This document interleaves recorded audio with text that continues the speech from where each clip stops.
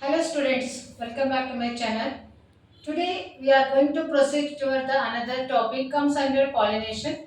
In the previous lecture we have discussed about the pollination type, that is wind pollination, and what are the characteristic features of wind pollination. We have discussed with examples. Let us move towards the another topic comes under pollination depending upon the agency. Here water is the agent for the pollination.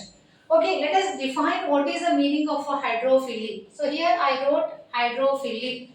So while classifying the pollination, we have already classified entomophily, zoophily, anemophily, like that. So hydrophily is another category comes under pollination. So let us understand the characteristic features of hydrophily. Before going to understand the various characteristic features of hydrophily, let us define what is the definition of a hydrophily. As the name itself indicates, hydro means water. Okay, here water is the agent, chief agent to carry the pollination. Here pollination takes place within the water. So water is a pollinating agent. But rarely, so it is this type of pollination is restricted, or it is restricted to a certain number of genera only. So that is, it occurs only in the 30 genera of monocotyledon plants. Mostly the monocotyledon plants, and it is occurring only in the 30 genera. And after that, some other examples we are going to discuss with respect to Vallisneria. We are going to discuss the hydrophily. So here, as I told you, it occurs in aquatic plants such as Vallisneria hydrilla. So these two types of examples, Vallisneria and hydrilla, they are coming in a freshwater. They live in a freshwater, aquatic. Okay, so after apart from that, Zostera also restricted to the water only. Here the pollination takes place. It is also called as seagrass. It is restricted to marine water. So marine means that is salty water. So seagrass or Zostera also carry the pollination. So, but before going to discuss the various characteristic features of Zostera and all, first I will discuss with you how the pollination commences in the water. Taking Vallisneria as an example, let us discuss the characteristic features and the detailed phenomena of a hydrophily. As we know that here there is no need of I mean here the color flowers are not going to produce a colorful petals, and even they do not produce any nectar or good fragrance. It is not required in the water pollination. Okay, this is the first feature. So here flowers of hydrophily, they need not to produce any nectar or good fragrance, or they are not colorful to attract the insect. It is not required. Secondly, here Vallisneria, in case of Vallisneria, these flowers, these plants are submerged in the water. Vallisneria, they comes under fresh water and they are submerged in the water. So how the process of pollination commences in the Vallisneria? Since we know that here two types of flowers we come across in the Vallisneria, that is female flowers as well as male flowers.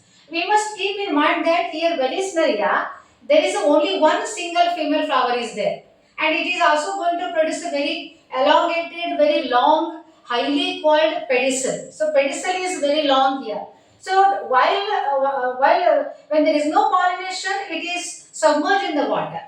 But during the pollination, when the pollination begins, the highly coiled nature of the stalk, it is going to become uncoiled, and almost the female flower come to lie float on the water surface. There is only one single female flower which is going to become uncoiled, and very long pedicel it is having, or stalk it is having, and it will come along the level of the water.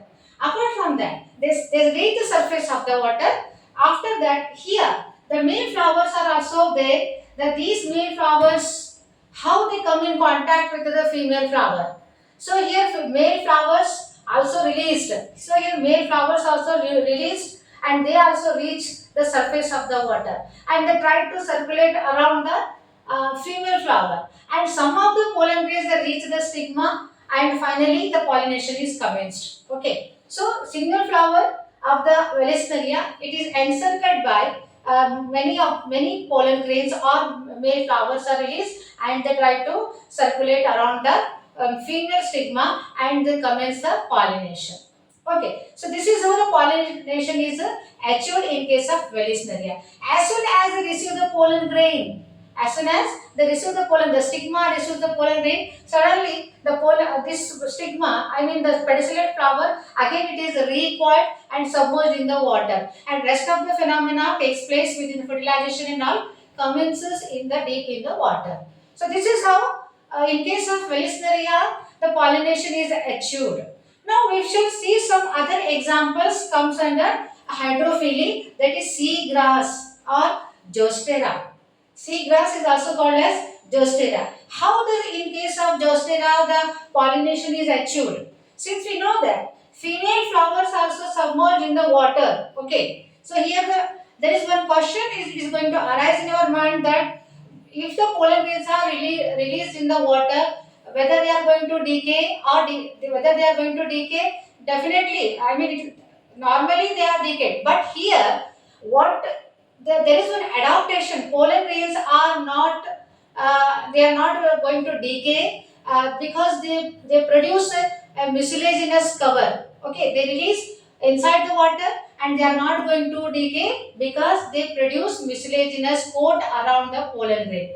After that, so in the female flowers, in case of Zostera, they live in the water, in the middle of the water. They are not going to float on the water surface. That is in the seagrass.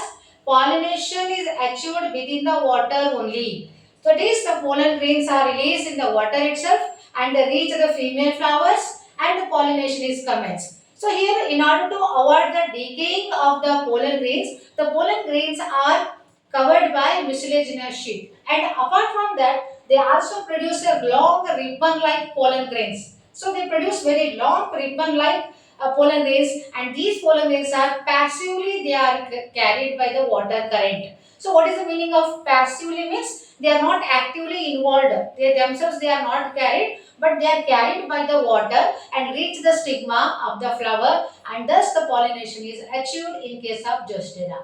And some other species, see there are some other species of hydrophilic plants. As I told you, they are highly protected. Okay, in order to decay, they are highly protected. Means they waterproof. The covering they have mucilaginous cover, and there is no decaying of the pollen grain. Thus, the pollen grains are released in the water.